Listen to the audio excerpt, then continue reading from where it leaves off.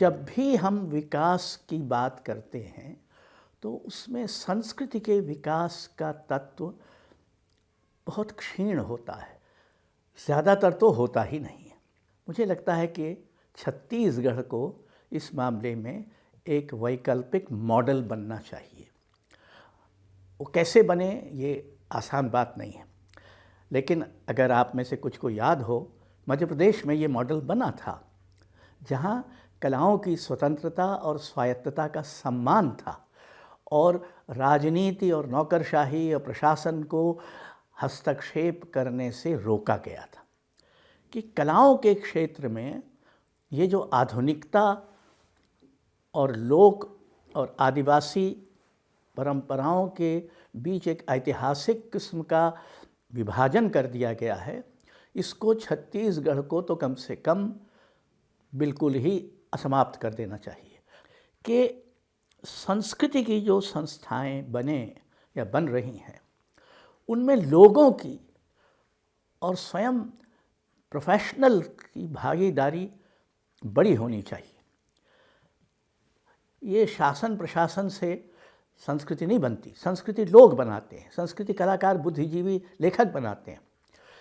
हो सकता है वो उनमें से कुछ लोग, कम से कम लोक कलाकारों से बहुत सारे निरक्षर भी हों, लेकिन उनकी निरक्षरता उनकी सांस्कृतिक साक्षरता के आड़े नहीं आती। कलात्मक और साहित्यिक अभिव्यक्ति को छत्तीसगढ़ को एक मौलिक अधिकार के रूप में स्वीकार करना चाहिए।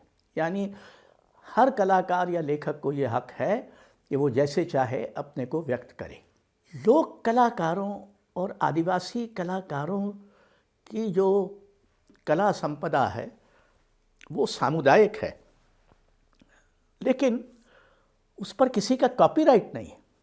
इस पर गहराई से सोचना चाहिए कि पंडवानी की 3 परंपराएं हैं या कि नाचा की 7 परंपराएं हैं या किसी और बस्तर के जो कांस्य शिल्प है उसकी कई परंपराएं हैं, इनका दुरुपयोग होता है फैशन के लिए, तरह तरह की बाजारू किस्म की चीज़ों के लिए। तो इनको एक ऐसा कुछ कानून बन सकता है मेरे हिसाब से जिसमें ये इनको कॉपीराइट के अंतर्गत लिया जाए। आधुनिक विकास के नाम पर ये जो एक बुलडोजी मानसिकता घर गई कर गई है कि आदिवासियों को उनके जंगल, जल, ज़मीन से वंचित किया जाए क्योंकि हमको यहाँ खदानें खोदनी है या जो भी करना है। तो किसी भी विकास के कार्य का जैसे एक पर्यावरण क्लियरेंस होता है, वैसे ही कम से कम जो संस्कृति सघन क्षेत्र हैं बस्तर इत्यादि में और भी जगहों पे, छत्तीसगढ़ में तो ऐसे क्षेत्र सरगुजा में भी हैं और अन्यत्र भी हैं, वहाँ एक सांस्कृतिक क्लियरेंस भी होना चाहिए। स्थानीयता और विकेंद्रीकरण, ये 2 ऐसे पक्ष हैं जिनको छत्तीसगढ़ में सांस्कृतिक नीति का लगभग मुख्य हिस्सा होना चाहिए। यानी हर चीज़ केंद्रीकृत होकर रायपुर में या कुछ शहरों में न रह जाए। हर ज़िले में एक संस्कृति केंद्र बनाइए, लेकिन उस पर इतना खर्च न करिए।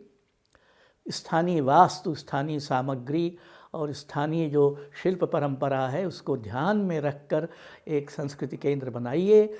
स्थानीय बोलियों के क्षेत्र में ये बोलियां धीरे धीरे लुप्त हो जाएंगी, तो समय रहते एक व्यापक लोक संपदा और भाषा सर्वेक्षण का प्रोजेक्ट बनना चाहिए, बल्कि एक राजकीय सर्वेक्षण जैसे आर्कियोलॉजिकल सर्वे ऑफ इंडिया और जियोलॉजिकल सर्वे ऑफ इंडिया वगैरह हैं, ऐसा ही एक सर्वे यानी सर्वेक्षण अभिलेखन करे।